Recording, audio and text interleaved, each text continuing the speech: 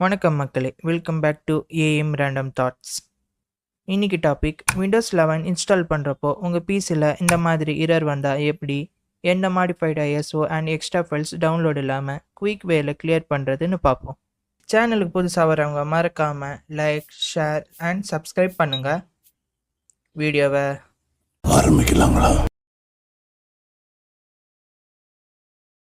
Setup உள்ள போனாலே this PC can run Windows 11னு காட்டுது. இந்த ப்ராப்ளம் லோ எண்ட் சிஸ்டமில் இன்ஸ்டால் பண்ணுறப்போ வரும். கீபோர்டில் Shift+F10 ப்ரெஸ் பண்ணி கமெண்ட் ப்ராம்ப்ட் ஓப்பன் பண்ணுங்கள். அதில் ரிஜிடிட்னு டைப் பண்ணி என்டர் அழுத்துங்க.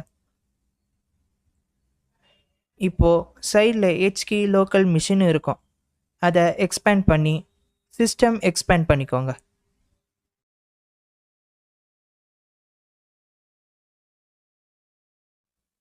இப்போது செட்டப்பில் ரைட் கிளிக் பண்ணி நியூ கீ கிளிக் பண்ணுங்கள்.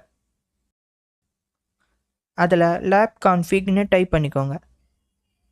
எல் அண்ட் சி கேப்ஸில் டைப் பண்ண மறந்துடாதீங்க, லைக் வீடியோவில் நான் டைப் பண்ண மாதிரி. இப்போது இந்த லேப் கான்ஃபிக் கீ உள்ள நம்ம 2 வேல்யூஸ் ஆட் பண்ணணும். அதுக்கு right click, new DWORD 32 bit value select பண்ணி ஸ்க்ரீனில் இருக்கிற மாதிரி டைப் பண்ணிக்கோங்க.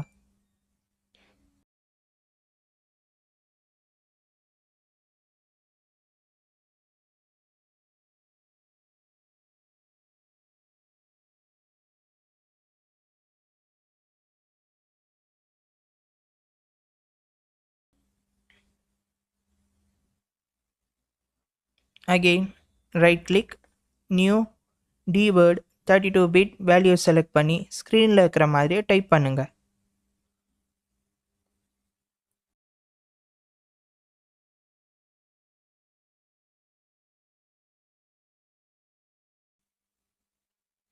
இப்போது bypass TPM check double click பண்ணி வேல்யூ டேட்டா 1 டைப் பண்ணி ஓகே கொடுங்க.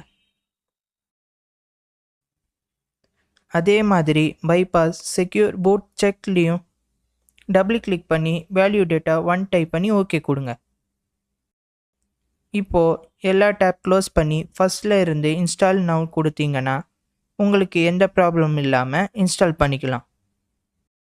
ஓகே மக்களே, இந்த வீடியோ உங்களுக்கு யூஸ்ஃபுல்லாக இருந்திருக்கும்னு நம்புகிறேன். வீடியோ பிடிச்சிருந்தா லைக், ஷேர் பண்ணுங்கள். எதுனா இது ரிலேட்டடாக டவுட் வந்தால் கமெண்ட் செக்ஷனில் சொல்லுங்கள், நான் ரிப்ளை பண்ணுறேன். அண்ட் இந்த மாதிரி நிறைய வீடியோஸ்க்கு ஏஎம் ரேண்டம் தாட்ஸை சப்ஸ்கிரைப் பண்ணுங்கள். அப்புறம்